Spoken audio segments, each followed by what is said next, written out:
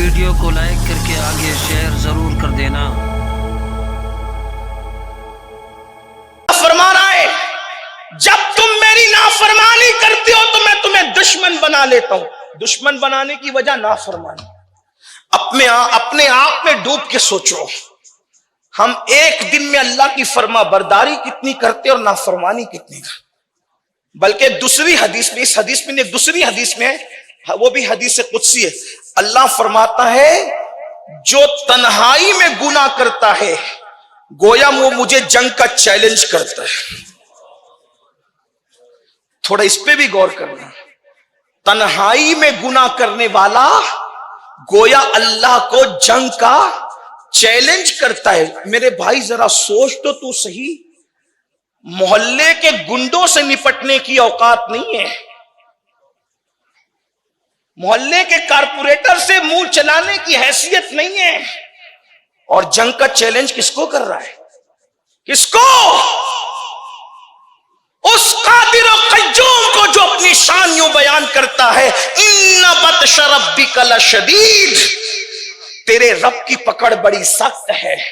اگر وہ فرعون کی پکڑ کر لے، دولت پہ گھمنڈ کر کے اکیلے میں گناہ کرنے والوں، جوانی پہ ناز کر کے تنہائیوں میں گناہ کرنے والوں، حسن و جمال پر اکڑ اکڑ کر اترا کر خدا کو بھول کر گناہ کرنے والوں، تنہائیوں میں گناہ کر کے خدا کو جنگ کا چیلنج کرنے والوں، میرے اللہ کی شان تو دیکھو۔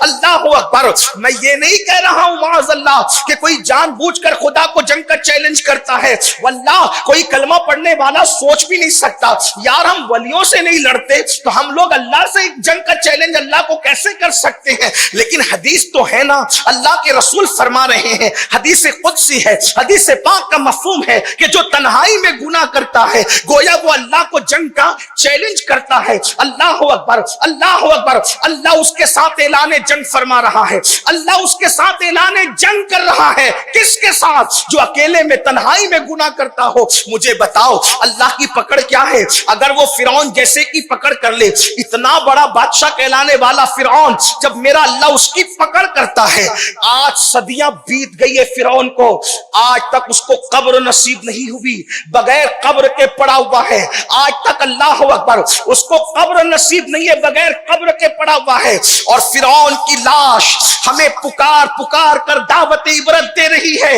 جب کوئی اللہ کے غضب کو چیلنج کرتا ہے تو خدا اس کو عبرت بنا دیتا ہے۔ کہاں بادشاہ تھا اور ابھی قبر بھی نصیب نہیں، لا وارث میتوں کو بھی قبر نصیب ہوتی ہے، لیکن جو اللہ رب العزت کو کے ساتھ اعلان جنگ کرے، فرعون عبرت بن کر ایک میوزیم میں پڑا ہوا ہے، لوگ اس کو تماشا دیکھ رہے ہیں۔ اللہ اکبر۔ اس لیے دولت پہ ناز نہ کرو، جوانی پہ ناز نہ کرو، قوت پہ ناز نہ کرو۔ اللہ کے بندو، گناہ کرنے والوں کے لیے اللہ فرماتا ہے جو گناہ کرتے ہیں میں ان کو اپنا دشمن بنا لیتا ہوں، اور پھر ان پر ظالم حکمراں مسلط کر دیتا ہوں، ان پر ظالم حاکم مسلط کر دیتا ہوں، ان پر ظالم لیڈر مسلط کر دیتا ہوں۔ اللہ فرماتا ہے اور ان کے دل میں تمہاری نفرت پیدا کر دیتا ہوں، نفرت جو تمہیں تکلیف پہنچاتے ہیں، تم پہ ظلم کرتے ہیں، اور جب تم گڑ گڑاتے ہو، دعا کرتے ہو، تو پھر اس وقت تو تمہاری دعائیں بھی قبول نہیں ہوتی۔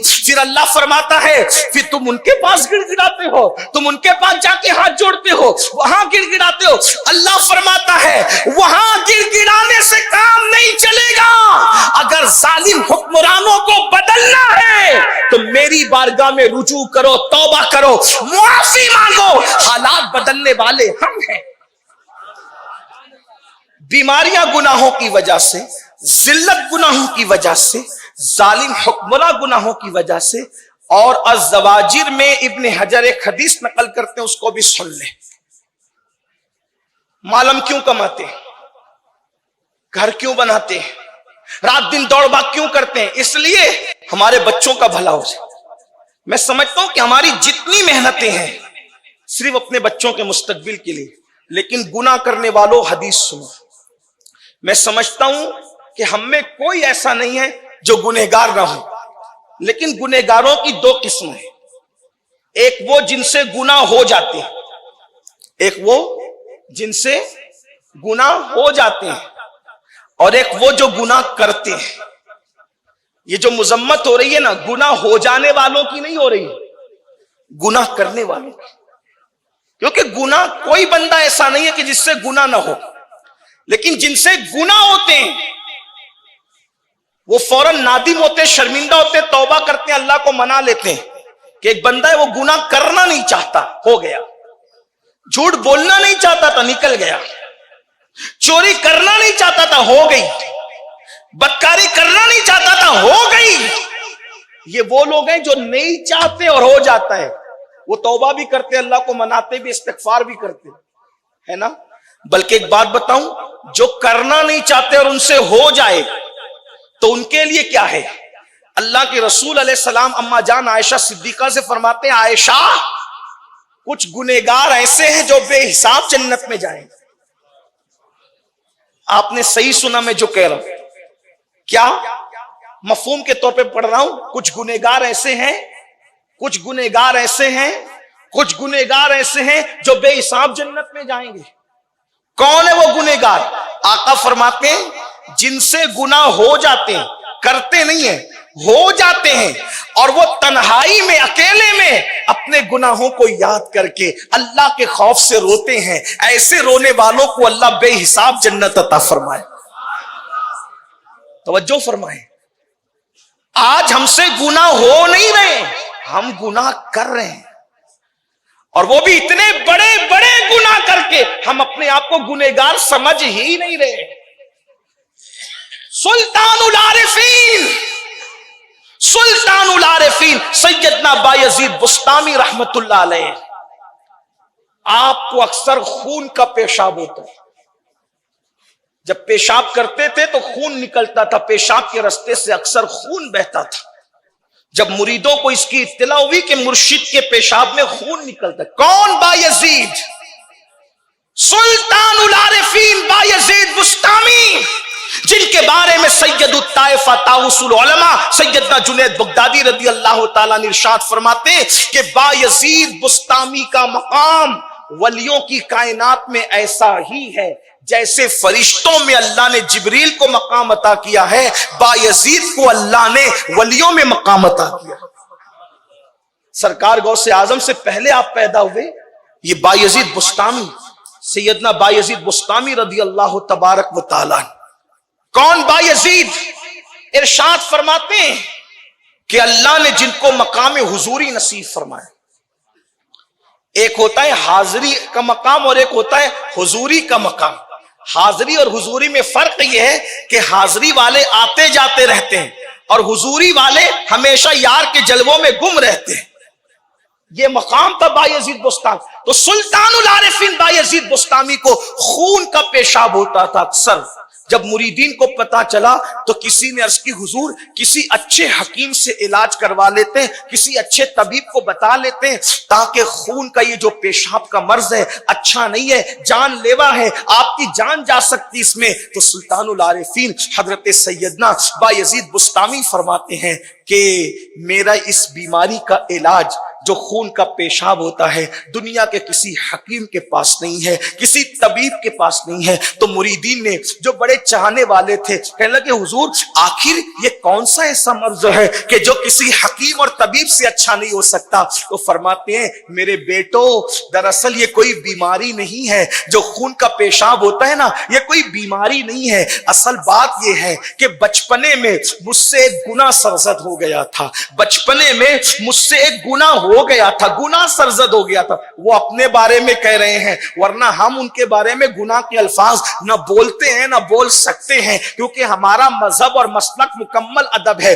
اپنے بارے میں عاجزی کرتے ہوئے انسان جو کہہ لے ہم تھوڑی کہیں گے بڑے سے بڑا مرشد کہے میں گنہگار ہوں، ہم تھوڑی کہیں گے بڑے سے بڑا عالم کہے کہ میں جاہل ہوں، ہم تھوڑی کہیں گے بڑے سے بڑا اعلیٰ کہے میں ادنا ہوں، ہم تھوڑی کہیں گے. اللہ اکبر. لیکن سلطان العارفین بایزید بسطامی سے جب کہا گیا گیا. آخر یہ جو خون کا پیشاب ہوتا ہے اور آپ کہتے ہیں کہ کسی حکیم اور طبیب کے پاس اس کا علاج نہیں ہے, مرشد وجہ کیا ہے, آخر یہ کون سی بیماری ہے؟ تو بایزید بستامی فرماتے میرے بیٹو, میرے روحانی بیٹو, دراصل بات یہ ہے کہ بچپنے میں مجھ سے گناہ سرزد ہو گیا تھا. اب جب مجھے یاد آتا ہے کہ قیامت میں اللہ جب میرے اعمال کے بارے میں مجھ سے پوچھے گا اور میرے گناہ کے بارے میں مجھ سے پوچھے گا تو میں اللہ کو جواب کیا دوں گا؟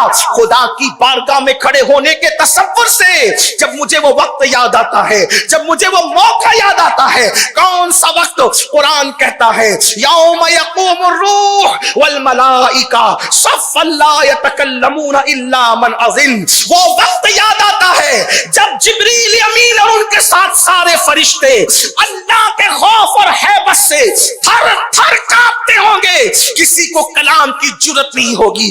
جب جبریل کلام کی جرت نہ کریں گے, جب جبریل تھر تھر اللہ کے خوف سے کانپ رہے ہوں گے, اللہ اللہ وہ میدان محشر جب نبیوں کی زبان پر, سید الانبیاء کے علاوہ ہر نبی کی زبان پر نفسی نفسی ہوگا. اللہ اکبر, جس وقت انسانوں کے پتے پانی ہو رہے ہوں گے, کلیجے منہ کو آ رہے ہوں گے, لوگ پسینے میں ڈبکیاں لے رہے ہوں گے, نہ ڈگریاں کام آ رہی ہوگی, نہ خاندانی نسبتیں کام آ رہی ہوگی, نہ قبائلی نسبتیں کام آ رہی ہوگی, نہ کسی کا حسن دیکھا جائے گا, نہ کسی کا جمال دیکھا جائے گا, نہ کسی کا کمال دیکھا جائے گا. حد تو یہ ہے, کعب احبار کا قول ہے, اگر انسان قیامت کے دن 70 نبیوں کے برابر بھی عمل لے کر آئے تو بھی وہ اپنی عمل کو حقیر سمجھے گا, حقیر.